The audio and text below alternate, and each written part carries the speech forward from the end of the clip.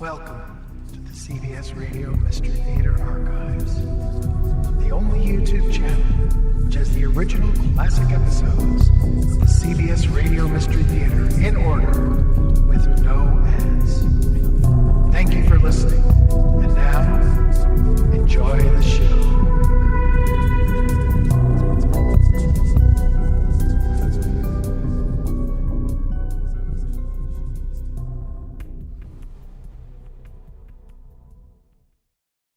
The CBS Radio Mystery Theater presents...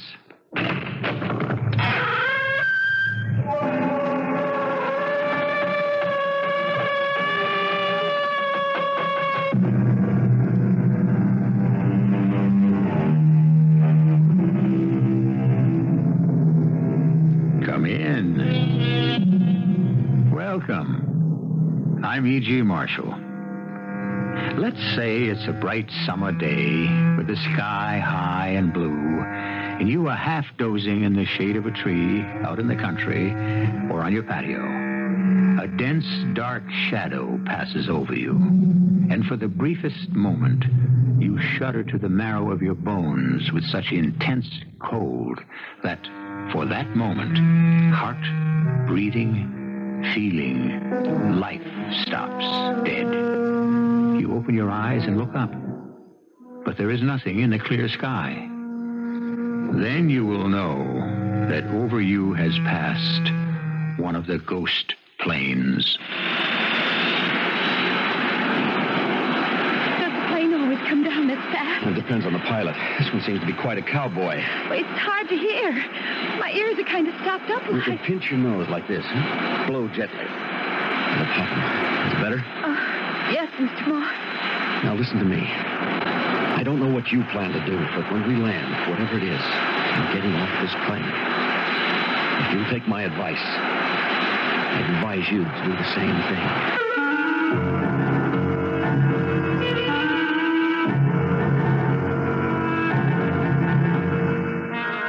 thing. Our mystery drama, The Ghost Plane, was written especially for the Mystery Theater by Ian Martin and stars Richard Crenna and Janet Waldo.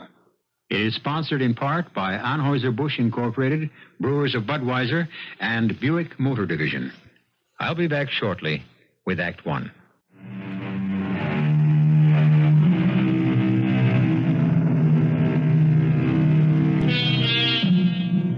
For all intents and purposes, the plane in which we are traveling is not different from any normal jet, a 707 or perhaps a DC-9, with two exceptions, perhaps.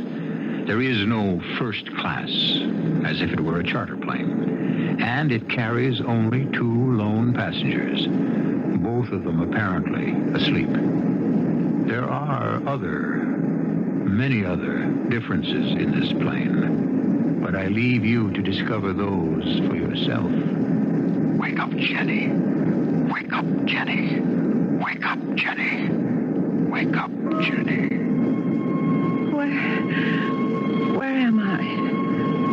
A plane? I wasn't going on a plane, was I? Or was I? If I am, where to? What for? I can't be awake. It doesn't feel... And yet I'm not asleep, I know that. I can hear the engines, feel the vibration. Oh, there's a stewardess. Except she looks so old. I never saw an old stewardess on a plane before. But at least I can ask her. Oh, why did she have to stop by him? I hope they don't talk too long. Herb Moss, wake up. Herb Moss, wake up. Herb Moss, wake up. I must have fallen asleep. It's funny, I don't feel tired. I can't remember. Chicago, St. Louis. No, I didn't have an out-of-town trip this week. Oh, did I? It wasn't up at the lake. Well, then, how... Oh, stewardess. Yes, sir. Can I help you? The seatbelt light is out, so I guess it's safe to smoke? In the rear of the plane, it is permitted to smoke. Oh, thanks. Yeah, how about rustling me up a double martini, real dry, to go with that? Oh, I'm sorry, Mr. Moss. There are no drinks served on this plane. Not even a little wine with dinner? No meals are served either. No. That's the way it is with charter flights, huh? You could call this a charter flight. Yes, sir. It's not a through flight, I guess. There'll be some set-downs. That's correct, sir. Well, I hope for your sake business wasn't all that bad. Just two of us. How many are you expecting at the next stop? I don't know that yet. Excuse me. I think I'm wanted up front, Mr. Moss. May I be of assistance, Miss Wallace? I know you're going to think this is real dumb of me, but I fell asleep, and waking up, I'm so spaced out, I can't remember. I mean, where are we going? I'm sorry, dear. I'm not allowed to tell you that. You mean I'm some sort of prisoner? Oh, no, not at all. You can go anywhere in the plane you like, except the cockpit, of course. Now, if you'll excuse me, I think perhaps the captain wants to talk to me. Well, no, wait, please. Oh, just a minute. There's so many things I want to ask you. It really wouldn't do any good. I wouldn't be able to answer. Well, just one thing. Is this some sort of a hospital plane or something? I've told you all I can tell you. Oh, Lord, what is it? Some awful dream.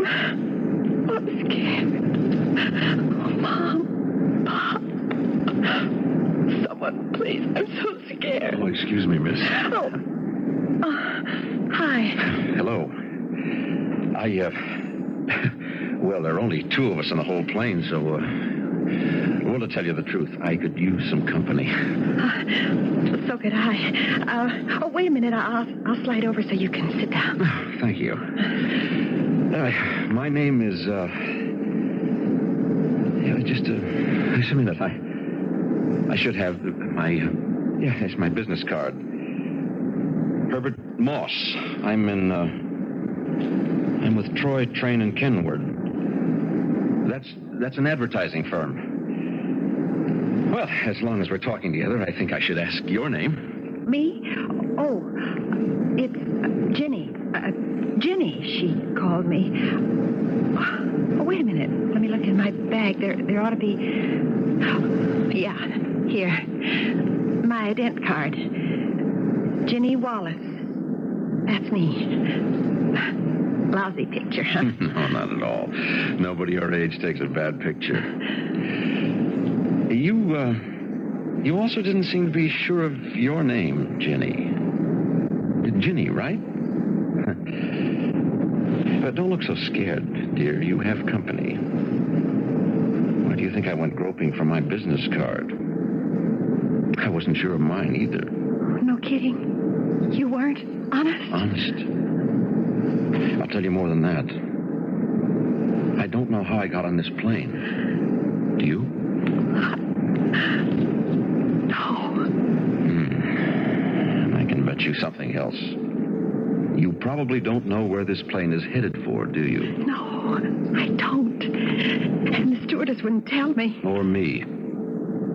Another thing. I've looked through all my pockets and I can't find any carbon copy of my ticket, luggage checks, anything like that. I feel so scared. You don't think it's like one of those skyjack things and where the hostage is like, I mean, well, I could figure you, but why me?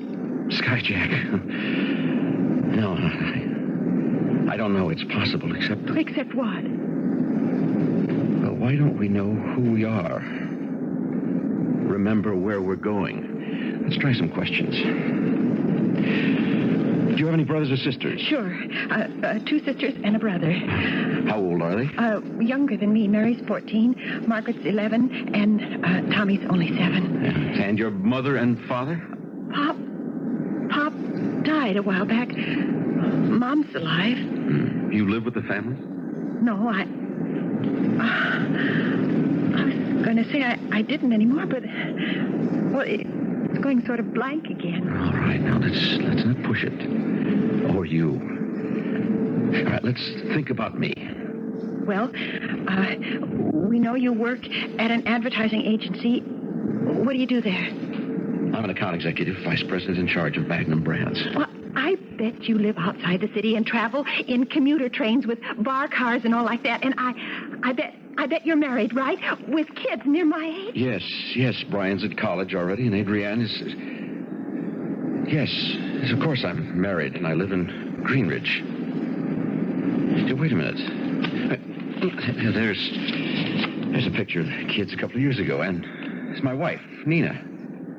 Here's some other pictures of the kids. And that's the house. And this one, too. Oh, beautiful.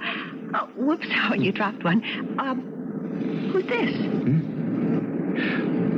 Oh, that's my secretary, Barbara. Oh, good Lord. What is it, Mr. Moss? Well, nothing. No, it's nothing. I forgot to leave her some instructions about a meeting. What day is this? I don't know. I don't even know the date. I have a feeling it's terribly important for us to know just what this day means. To both of us. Oh. Jenny, what is it? Oh, just the way you said it. You gave me goosebumps all over. I know the feeling. I don't like anything about this. Look, on a plane like this, there should be more than one hostess. I'm going up front to get some information about where this plane is going. Why don't you go aft and see if there isn't another hostess in the galley? You mean like in the back? Yes, I'm going to check the pilot. Okay, Mr. Moss. Pilot? Pilot or somebody. I want to talk to you.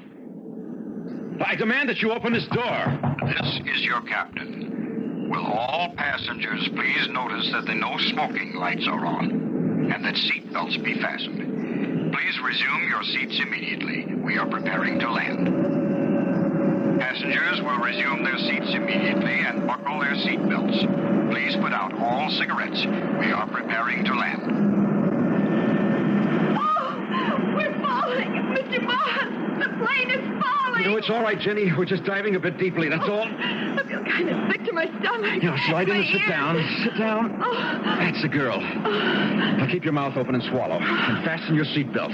Hold up tight. Now, listen to me. I don't know what you plan to do, but when we land, whatever it is, I'm getting off this plane. I'd advise you to do the same. I don't know. I mean, I've only got a couple of dollars. Don't worry about that. I've got money and credit cards. Want to get off with me? Oh, yes. The moment I tell you to, snap open your seatbelt and head with me for the exit. This is your captain. We are about to land. Remain in your seats, as this will be a short stop. Do not unfasten your seatbelts on landing. We shall be taking off immediately. Pig's eye, skipper. What's that? Oh, we're down. That's funny. I never heard him drop that landing gear. Are we all right? Now, as soon as we come to a halt, snap open your seatbelt and follow me. Yes, Mr. Moss. Okay, now. I can't. The buckle won't open. As soon as I get mine. Oh, damn. Oh, I knew something was up. I sure would like to know what the devil is going on. What is it, Mr. Moss? These damn belts are gimmicked somehow. We're trapped in our seats. Whoever they are, they're not going to let us get off. Who are they? I don't know, Ginny. I'm afraid even to think.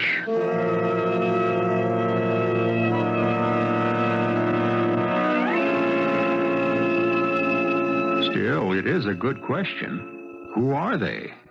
Where is this strange plane headed with its cargo of only 2 passengers? Why is the hostess an elderly woman? And what is the rest of the crew like? And why have they stopped at wherever they have stopped? And who else or what else is coming aboard? I'll return shortly with Act 2.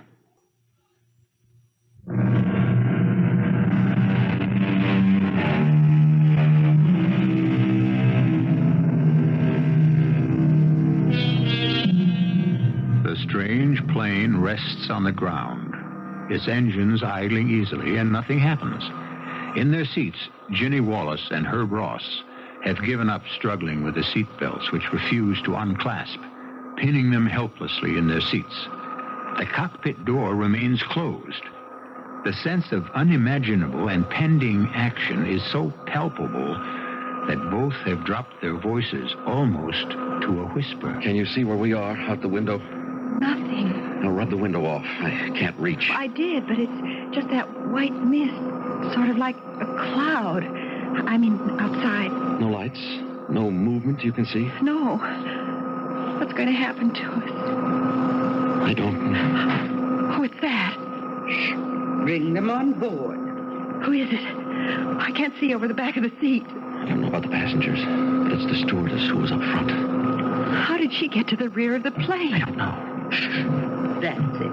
Mr. Schaefer in K1. Strap him in and... Stewardess? In a moment, Mr. Morse. Miss Newman in S1. And Mr. Downing in S2. Make them secure. Stewardess, I demand to be released and let off at this stop. Thank you, boys. As soon as you're out, we'll button up and take off. Stewardess! Do you hear me? Didn't you hear? Why won't you listen? We are in the takeoff run. Please do not smoke, and make sure that all safety belts are fastened. Not release until a light goes on. Did not release. The laughs. Who has a chance? Can't you stop it, Mr. Moss? Some way. I guess I can't, Jenny. I think you must be beginning to realize that as well as I do. Wake up, Danny Schaefer. Wake up, Danny Schaefer. Wake up, Danny Schaefer. Wake up. Where am I? What is this? A plane? Are you quite comfortable, Mr. Schaefer? Who the devil are you? The stewardess. You gotta be kidding. An old dame like you? Hey, what kind of an airline is this, anyhow? At the proper time, you'll know.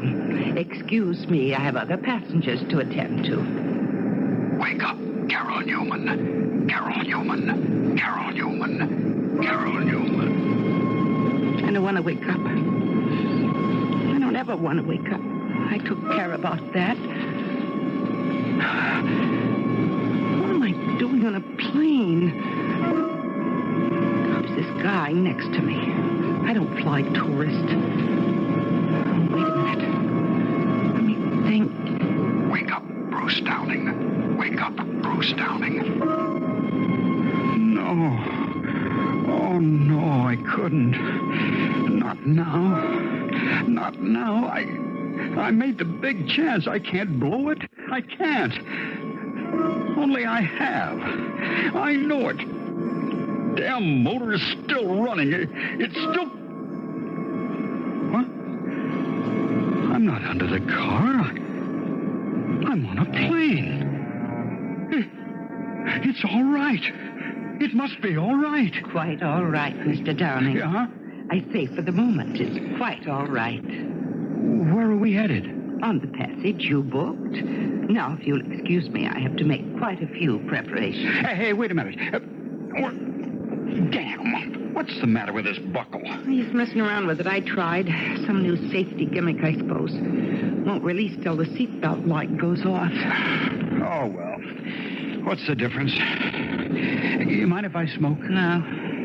If you have a stick, I'll join you. Oh, no grass, ma'am. I mean, I'm strictly keep off the grass these days. Just straight old filter tip. Did I ask for anything more? You didn't have to. We're two of a kind, right? And what does that mean? We've been down a lot of the same roads. Yeah. I've been down the same roads, I guess. Just a few more of them than you, Sonny. You weather pretty well. And a couple of years doesn't give you any right to that Sonny. You can call me Bruce. Bruce will do. I'm Carol. I've got a case of the who the hell am I, how did I get here blues, too. I was hoping you could clue me in. About what, for example? Well, this flight. Where we're going. How I got here. Think I'd be much help? You notice what I'm wearing? Yeah. It's nice. Sort of. Yeah, I see what you mean. No use asking you if you've got a ticket. Scarcely. In a negligee, you can pretty well tell everything I've got. I get a blanket from the hostess. Do you have a ticket? Not that I can find. And you have no idea how or why you're here? No. Well, kind of hazy. But no. Oh, damn. If we could only get out of these seatbelts. What for? You see that couple sitting down front? The older man and the chick in the jeans? Yeah. I've got a crazy notion they were already on the plane before it landed. Or anyway, before it picked us up. Maybe they have some answer. What about the mean-looking kid with the frizzy up ahead? One with a knife he's trying to cut the belt with. I don't think I want to tangle with that character. He's riding the edge of something. This is your captain. We have now reached our cruising altitude. And for a brief period, till our next stop, we suggest you loosen your seatbelts if you so desire, and stretch out a little. Smoking is permitted in the rear half of the plane. Mr. Moss, Yes, Jenny? what did you mean about me beginning to realize what's happening as well as you do? Aren't you beginning to remember things? I'm not sure. It's like a bad dream. Things that couldn't really happen have happened to me, only... And the worst of all is... I don't know how to say it. How to explain. You don't have to, Jenny. I know. I feel the same way. But sooner or later, we're going to have to face it. No. Jenny, my poor, dear little girl. Excuse me for breaking up the love scene, but I'm looking for a couple of answers, man. There's no smoking in this section of the plane. You gotta be putting me on, man. There's 5 of us here. That's all there are. Who cares? Them other 2 are lit up. In the proper section. And the lady beside me doesn't smoke. Oh, you mean Love Child here? Don't let her give you no runaround, Dad. She not only smokes, turns on, but she's a user, I can tell. Put that cigarette out, punk, or I'll run you aft and stick your head down one of the bowls. Tough guy, huh? Still feel so tough? A knife. Oh, Mr. Moss. Take it easy, Jenny. I don't think he wants to try to use it. It's just supposed to scare me and try to prove what a big man he is. Hey, now, don't ever kid yourself. I got nothing to lose. Now, let's answer me a couple of questions. Such as? Where's this plane headed for? I don't know. Now, don't give me that. You were here before we got up. Before... or however we got here, you must know something. Don't you know why you're here? Hey, man, would I be asking you if I did? Hold it. What do you 2 want? The same thing you do, apparently. Information. Our seatbelts. Mr. Moss, we can loosen them Yes, now. Jenny. I already have. Come on. Let's start cluing us in. What is this, a prison ship or something? And why would you think that? Will you lay out... Hey, what's the idea to get up you're wearing? I don't know. It's what I had on when I woke up here on the plane. You mean you 2 were shacking up and he brought you aboard in your fancy nightshirt? No, there? she doesn't mean that. The first time I met this lady was on this plane. I don't even know how I got here myself. And why don't you put that knife away? And why don't you cool it? I ain't letting this out of my hand till I get a slant on what this whole gig is, see? My name is Herbert Moss. This is Jenny Wallace. Who cares about names? We should get acquainted since we're all in the same fix. Well, all right. I'm Danny. Danny... I don't know. Somebody must have slipped me a Mickey or something before I got carted on here. I can't think. Jenny and I had trouble remembering who we were. How about you 2? A kind of a voice whispered my name to me. Yeah, me too. That's how I knew my name. Yeah, right on. Same with me. Like I was coming to. Wake up, Danny. Yeah, the old bag in the uniform. She said, Schaefer. That's it. Danny Schaefer. Downing. Bruce Downing. That's me. And the voice said Carol Newman. Newman! Oh, well, great. Now we're all buddies, okay? But look, I'm asking you, Dad, what's going on? What do you know? I told you nothing. Don't give me that. I heard you say something to the love chick here when I came up. Something about face it. Face what? Doesn't anybody know? Or guess? It's all just bits, pieces, things that won't go together. I can't remember it straight. Yeah, it's like that for me, too. Mr. Downing? Yeah. That's about the size of it. One thing I do... it doesn't tie in right away. How about you, Dad? Well, I'm beginning to remember a lot more than I want to. All right, now what does that mean? Now, answer me a question first. Do you remember anything? Yeah. I remember plenty. I've held up stores, run numbers, lifted, hoisted cars, you name it, ever since I was 14 years old. But only to put something in my stomach. The last thing I do remember is I finally went for the big one. Murder one. I was robbing a store, and a cop tried to jump me, and before I could think, I had the shiv in him, and I knew he'd bought it. So that's to clear the air. I don't really care about none of the rest of you. All I want to know is what am I doing in this bleeping plane, and where are we headed, and how do we get off of here? And this time I expect an answer, Dad. Because I think you know. I don't know exactly. I'm only guessing. For two reasons. Spill them. First, you all heard Danny. He's done plenty to be ashamed of, even if he wouldn't admit it.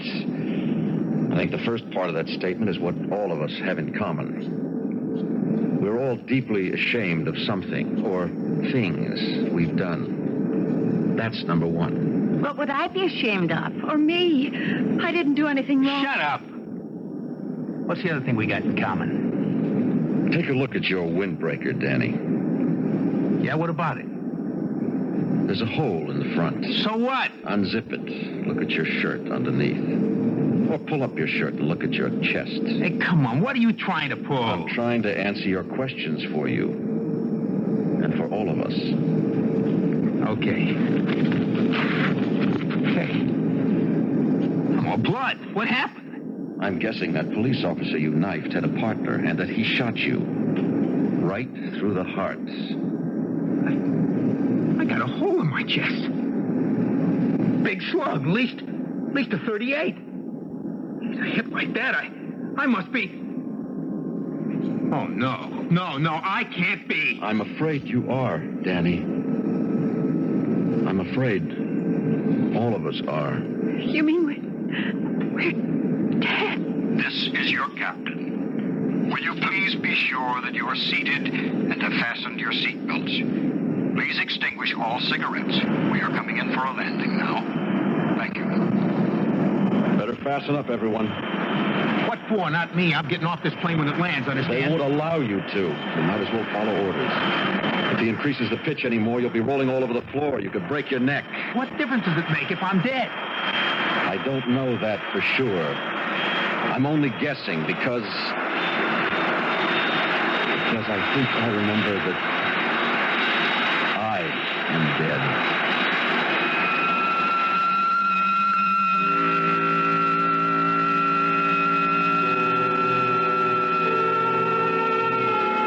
Has Herb guessed the truth?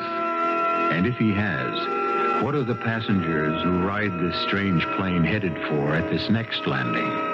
That is, supposing the pilot can pull the plane out of the screaming dive that has sent Dan scrambling for a seat and, for the moment, the welcome restraint of the seatbelt. I'll be back in a moment with Act 3.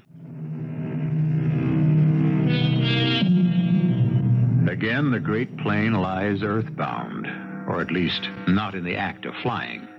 Again, swirling mists mask whatever may lie outside the cabin where 5 people sit imprisoned now. And again, the motherly but elusive stewardess superintends the boarding of new passengers. This time, only one, who was seated in the very rear. And now, with his arrival, there is a new surprise. Ladies and gentlemen, may I have your attention, please? Hey, look, I want to talk to you. I want to get off. Please, quiet. please help us. We want to get off. Be quiet and listen to me, please. I have something to explain. This will be the last stop before your destination. The passenger who has just come on board is the Reverend Dr. Pell. He will join you as soon as you are airborne. I will not be with you for the rest of the flight. May I wish you all goodbye and good luck.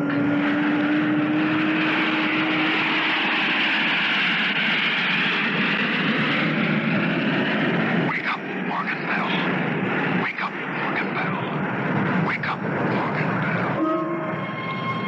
Oh, my beloved Father, I do remember that article of the Acts of Religion which does concern the wicked, and such be void of a lively faith. Must I then be denied the partaking of the body of Christ and the use of the Lord's Supper?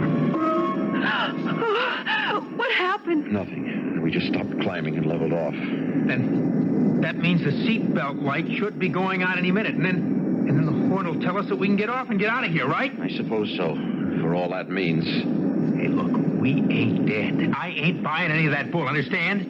Now, I gotta get to a dock and fix me up. Won't do any good. Too late. How do you know? I mean, what makes you so sure? Because I have a hole in my chest to match yours. Look. Your shirt is covered with blood. Oh. I had everything. A loving wife, fine children, successful career. I'm 48 years old. And my secretary was 22. I took advantage of her. Made her my mistress. Promised her a marriage I knew I had no intention of going through with.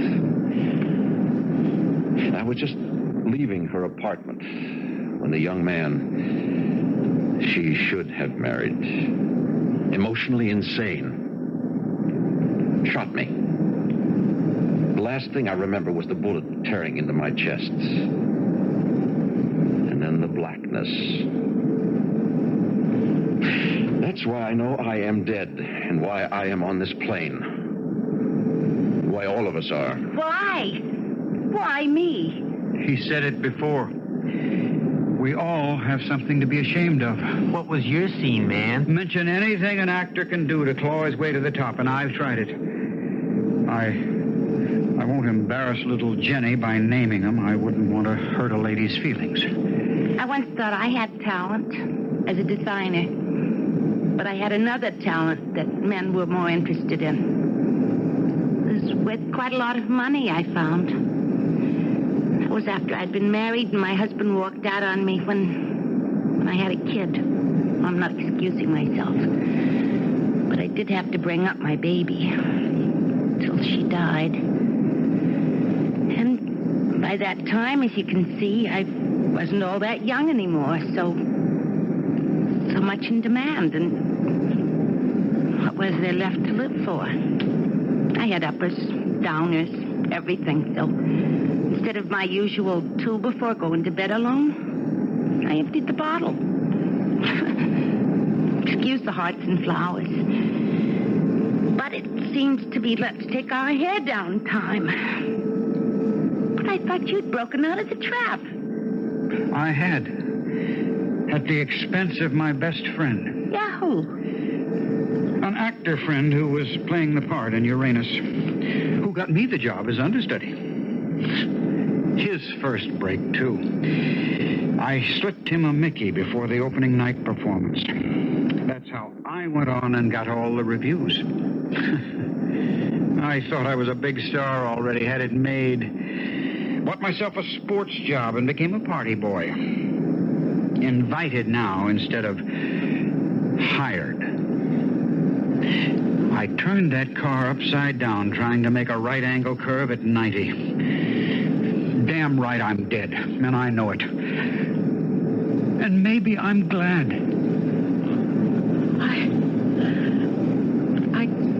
my baby. I deserve to die. Hush, Jenny. Jenny, hush.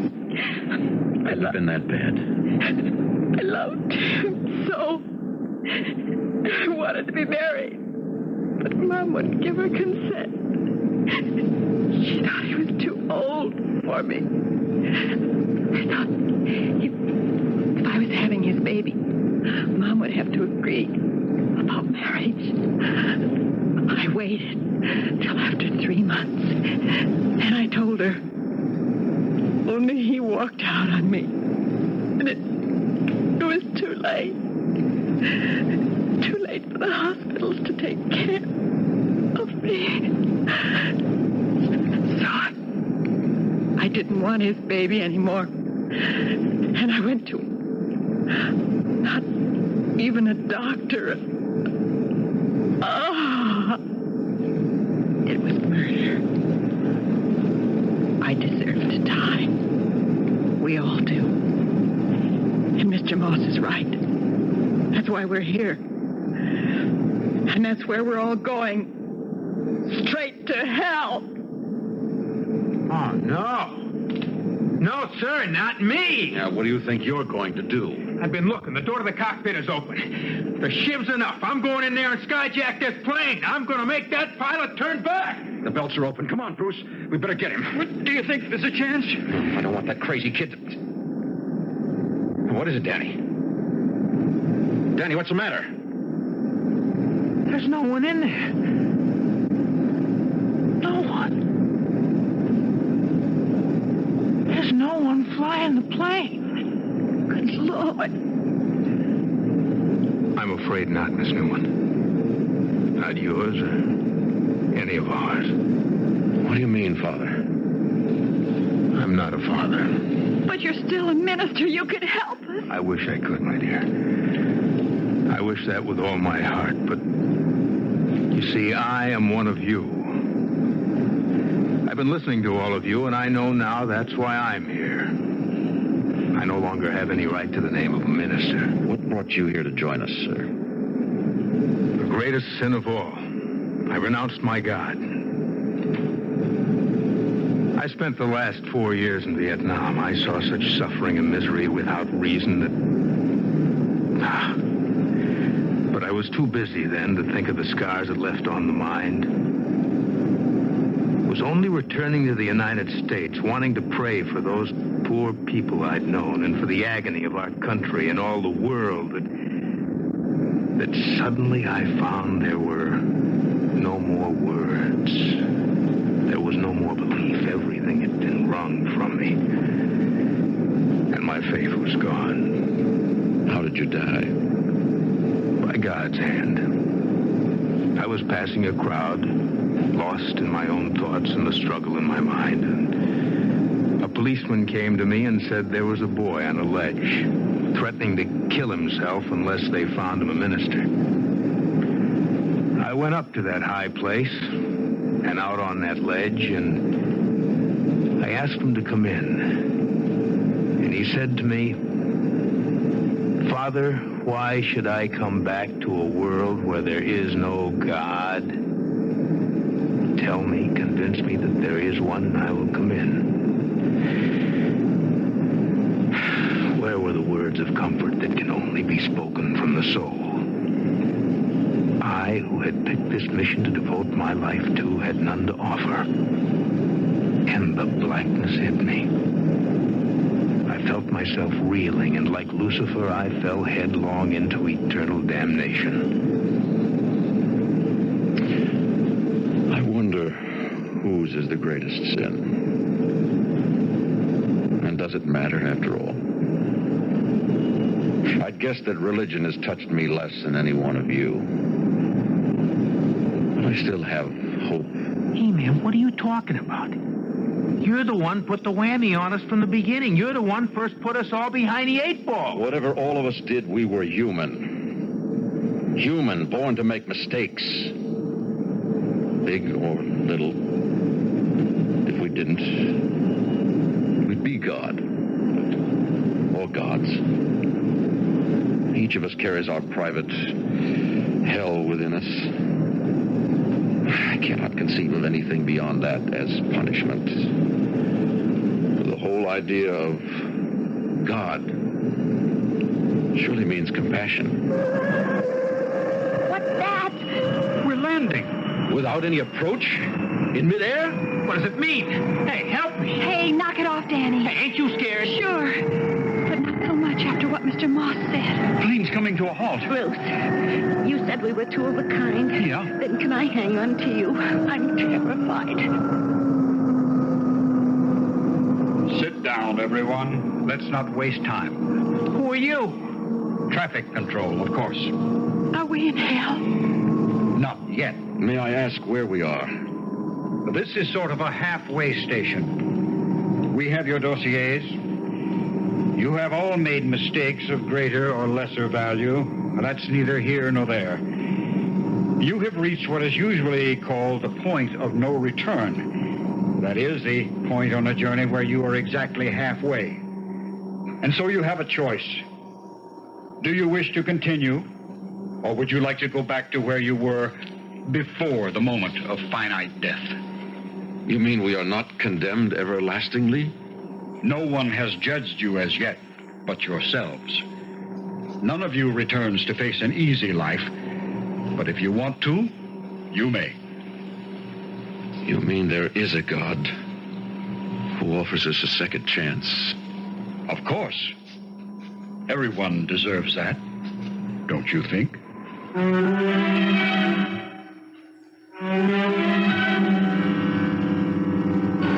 I wonder if the memory of this tale will haunt you. And if, perhaps, as it does, that mistake, that hurtful or even vicious action you may have taken may give you a moment's pause to reconsider and perhaps to try to repair the damage. For all of us, there is a second chance. At least once. I'll be back shortly.